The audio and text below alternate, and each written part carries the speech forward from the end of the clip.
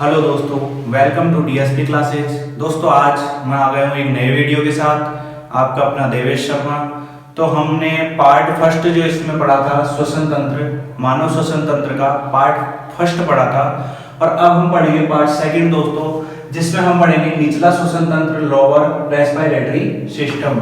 और इसमें हम देखेंगे एक नए डायग्राम को, और नए डायग्राम में हम इन तीनों चारों जो पांचों नाम हैं इनके बारे में पढ़ेंगे। तो दोस्तों अगर अभी तक आपने हमारे चैनल को लाइक एंड सब्सक्राइब नहीं किया तो सबसे पहले बेल आइकन दबाकर इसे लाइक एंड सब्सक्राइब करें, जिससे अगले वीडियो की नोटिफिकेशन आपको तुरंत मिल सके। तो देखिए दोस्तों, मानव का श्वसन तंत्र पार्ट सेकंड। तो देखिए दोस्तों, मानव श्वसन तंत्र में हम निचला श्वसन तंत्र जो है पढ़ रहे थे, लोअर रेस्पिरेटरी सिस्टम। ये आपके सामने इसका डायग्राम है। मैंने यहाँ पर पार्ट्स के नेम्स जो है मेंशन कर रखे हैं, नाम लिख रखे हैं। लेरिंग्स हो गया, श्वास नली हो गई जिसमें सी आकार के छल्ले पाए जाते हैं। श्वसनी हो गई ब्रोंकाई, और ये श्वसनिकाएं हो गई इसकी छोटी छोटी ब्रांचेस। तो दोस्तों मैंने इसका डायग्राम का नाम भी यहाँ लिख रखा है, पार्ट 2, ठीक है। तो देखिए दोस्तों, निचला श्वसन तंत्र है, इसमें कौन कौन से अंग आते हैं, कौन कौन से अंग हमारे श्वसन में काम करते हैं। तो देखिए सबसे पहले इसमें मुख्यतः श्वास नली, श्वसनी या ब्रोंकाई, श्वसनी भी कहते हैं इसे और ब्रोंकाई भी कहते हैं। फिर उसके बाद में आता है श्वसनिका या ब्रोंकियोल, श्वसनिका भी कहते हैं और ब्रोंकियोल भी कहते हैं। फिर इसके बाद में आता है कूपिका, और फिर आते हैं फेफड़े। तो देखिए ये हम इन पार्ट्स के बारे में जो है डिटेल में पढ़ेंगे थोड़ा सा, कि ये क्या है, कैसे होते हैं, क्या इनकी शेप होती है, क्या इनका वर्क होता है। तो दोस्तों सबसे पहले अगर आप इस चैनल को देख रहे हैं तो देखो, सबसे पहले मेरा कहना यह है कि नोट्स भी आप तैयार कीजिए और डायग्रामों की प्रैक्टिस भी कीजिए। मैं आपके लिए बहुत अच्छे अच्छे डायग्राम लेके आता हूं यहाँ। तो दोस्तों आगे देखिए, इसका फर्स्ट जो पार्ट होता है श्वास नली। तो देखिए श्वास नली जो होती है इसको टैकिया भी बोलते हैं। तो देखिए दोस्तों, यह कूट स्तरीय पक्षमाभी स्तंभाकार उपकला द्वारा रेखित सी आकार के उपास्थि छल्ले से बनी 5 इंच लंबी नली है।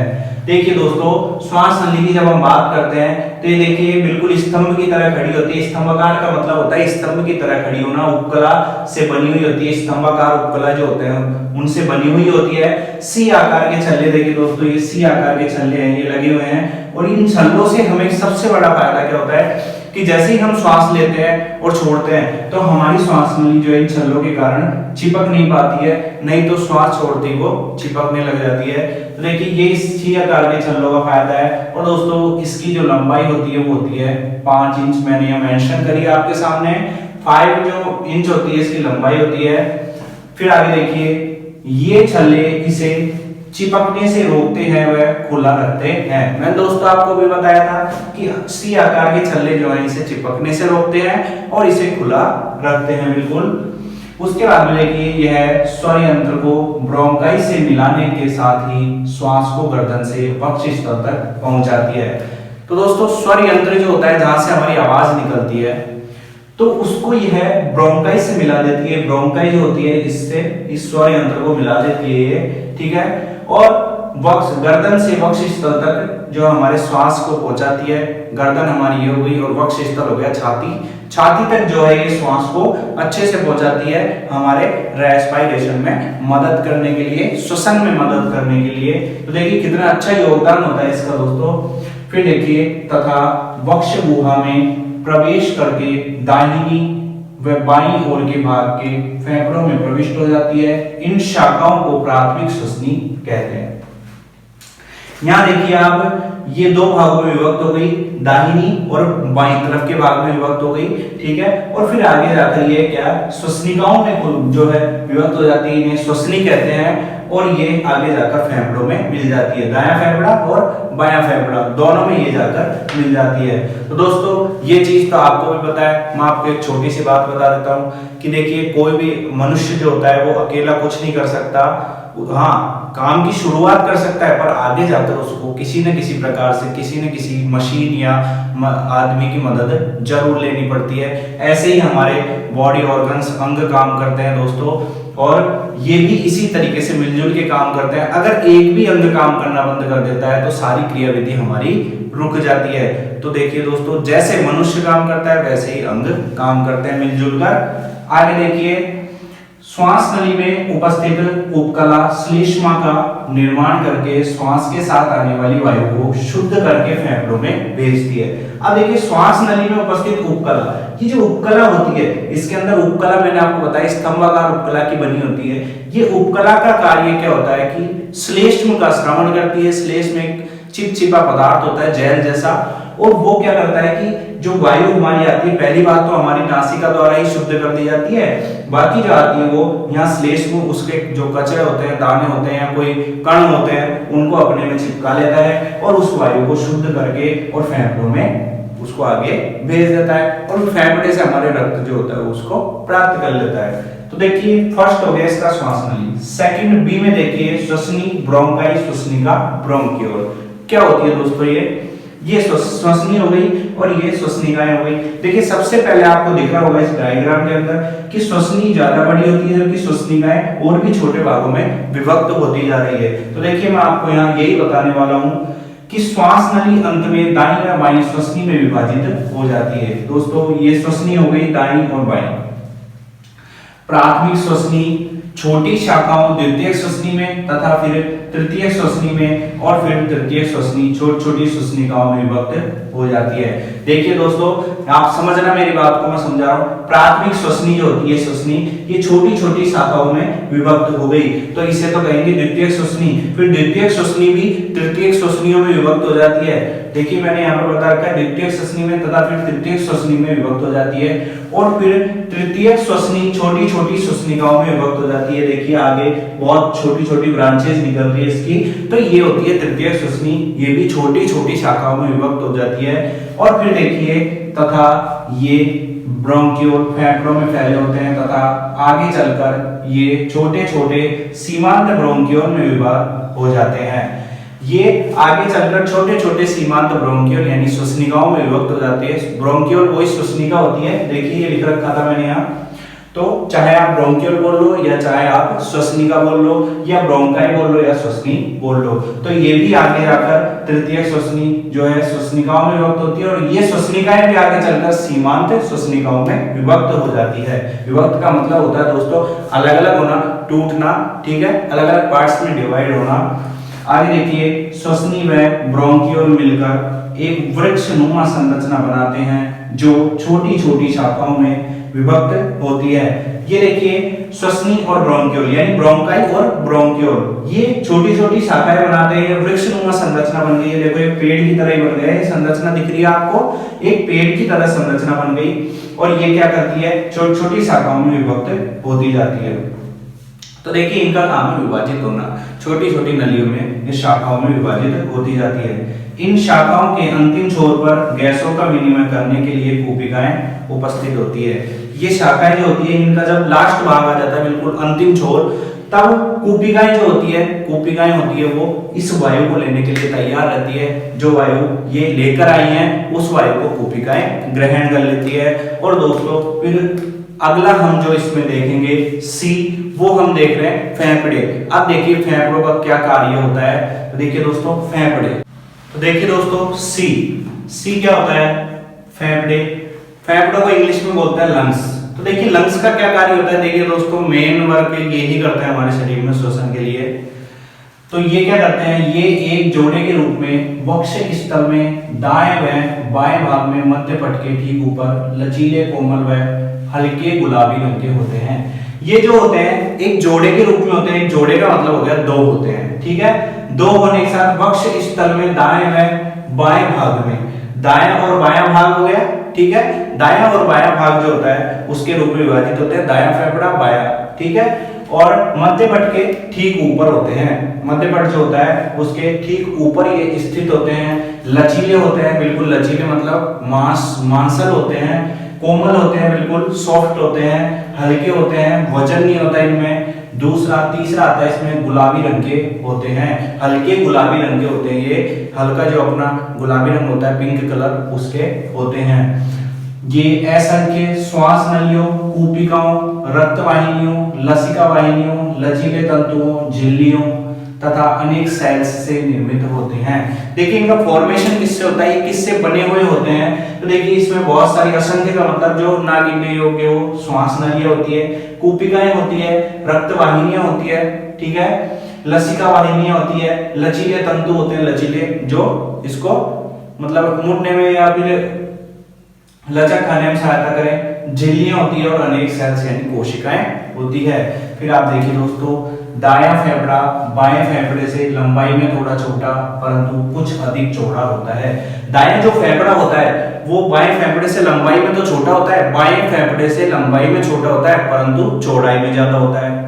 देखिए दोबारा देखिए, दायां फेफड़ा जो होता है वो लंबाई में छोटा होता है, बायां फेफड़ा लंबाई में अधिक होता है, जबकि दायां फेफड़ा चौड़ाई में ज्यादा होता है और बायां फेफड़ा चौड़ाई में कम होता है। उसके बाद में देखिए, पुरुषों के फेफड़े स्त्रियों के फेफड़ों से थोड़े भारी होते हैं। पुरुषों के जो फेफड़े होते हैं, लंग्स होते हैं मेल के, वो फीमेल से क्या होते हैं, थोड़े भारी होते हैं वजन में। बायां 2 व दायां 3 खंडों में विभक्त होकर कई उपखंडों में विभक्त होता है।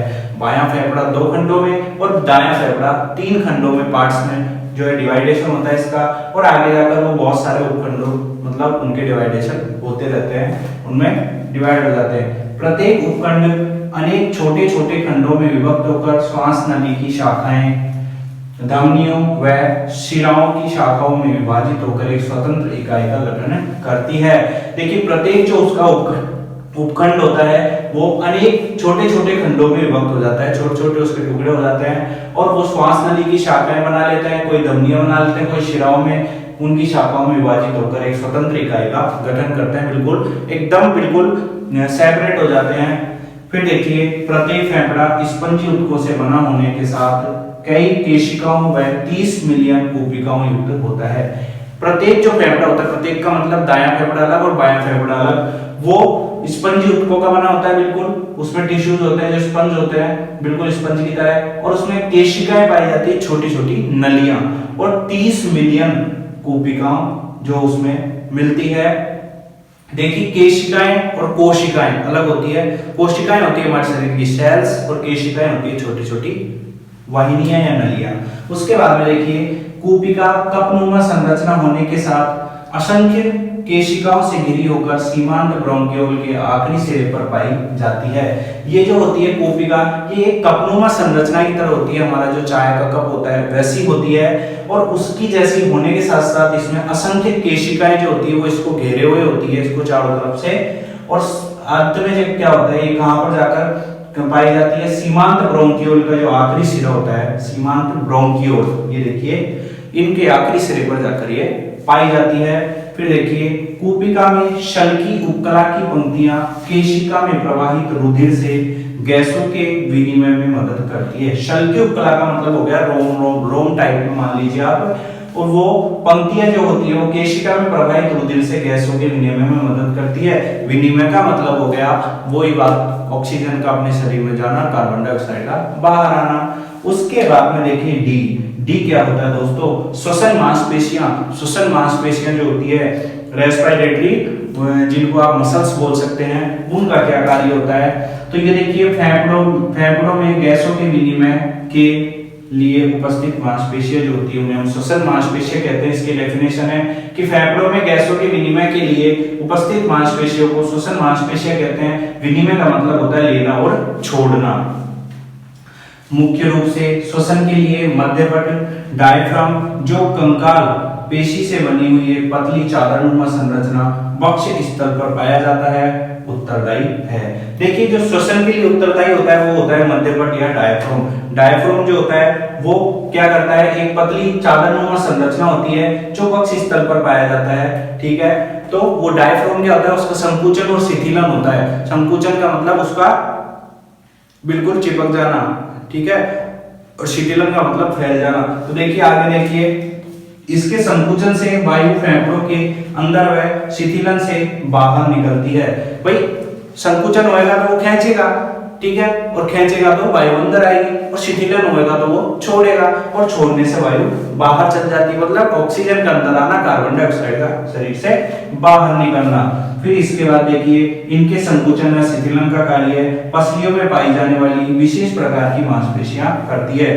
पसलियां जो होती है हमारी पसलियां, उनमें विशेष प्रकार की मांसपेशियां पाई जाती है दोस्तों, वो इनके संकुचन और शिथिलन का वर्क जो है वो कंप्लीट करवाती है।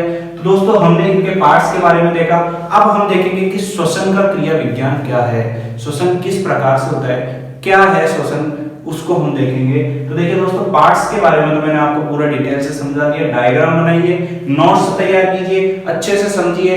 अगर आपको कुछ भी समझ में नहीं आता कमेंट सेक्शन में कमेंट करके बताइए, मैं आपको उसका रिप्लाई जरूर दूंगा।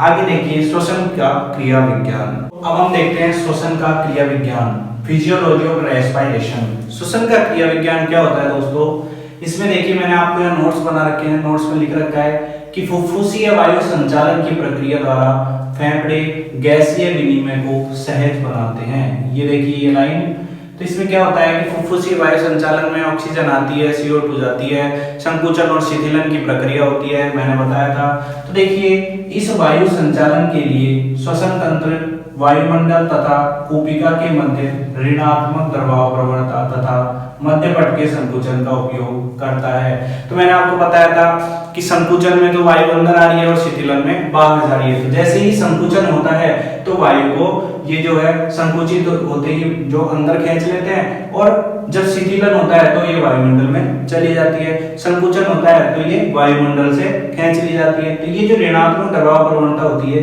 ये इसी के कारण होती है, ठीक है। आगे देखिए इस कारण वायुमंडल से अधिक दबाव वाली वायु फेफड़ों में प्रविष्ट हो पाती है, और ये जो प्रक्रिया होती है ऋणात्मक दबाव प्रवणता की, इसका जो है पूरा उपयोग संकुचन और शिथिलन के द्वारा किया जाता है, और इसके कारण अधिक दबाव वाली जो वायु होती है वो हमारे फेफड़ों में अंदर आ जाती है, प्रविष्ट हो जाती है। अब देखिए श्वसन की प्रक्रिया को भी दो स्तरों में डिवाइड किया गया है। तो देखिए पहली होती है बाह्य श्वसन, एक्सटर्नल रेस्पिरेशन। बाह्य श्वसन क्या होता है, देखिए इसमें गैसों का विनिमय हवा से भरी कूपिकाओं तथा केशिकाओं में प्रवाहित रक्त के मध्य गैसों के आंशिक दबाव के अंतर के कारण होता है। देखिए दोस्तों ये आपके समझ में नहीं आएगा, पर मैं आपको अच्छे से समझाऊंगा, आप कहेंगे कि अच्छे से समझ में आया, बस ध्यान इधर दीजिए।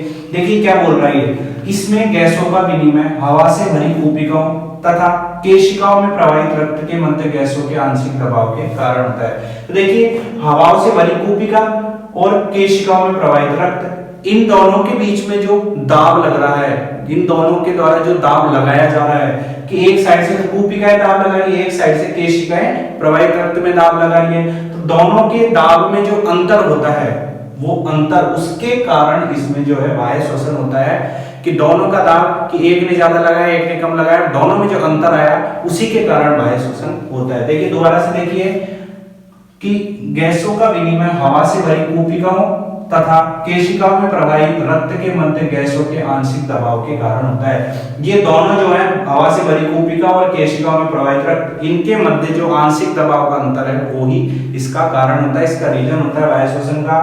दोस्तों मैं समझ सकता हूं कि आपके समझ में आ गया होगा। सेकंड देखिए आंतरिक श्वसन, इंटरनल रेस्पिरेशन। इसमें क्या होता है, इसमें गैसों का विनिमय केशिकाओं में प्रवाहित रक्त व ऊतकों के मध्य विसरण के माध्यम से होता है। कि केशिकाओं में जो रक्त प्रवाहित हो रहा है और ऊतकों के मध्य जो है विसरण की प्रक्रिया, और विसरण का मतलब होता है फैलना, ठीक है, डिफ्यूजन विसरण को बोलते हैं। तो उसके माध्यम से ये आंतरिक श्वसन होता है। केशिकाओं में रक्त प्रवाहित होता है और ऊतक इसको विसरित कर देते हैं, हर अंग तक पहुंच, हर अंग जो है उनको ऊतकों तक पहुंचा देता है, ऐसे करके कोशिकाओं में पहुंच जाता है।